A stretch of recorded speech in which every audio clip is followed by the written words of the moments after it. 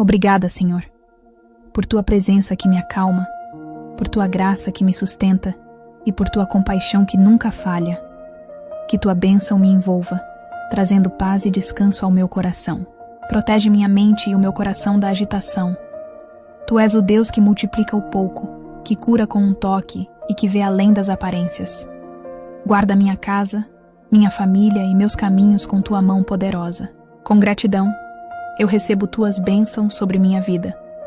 Que eu viva com fé verdadeira, com palavras que edificam e atitudes que refletem teu amor.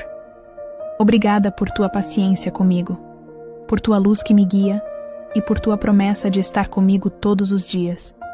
Que eu durma em paz, sabendo que tu estás comigo. Amém.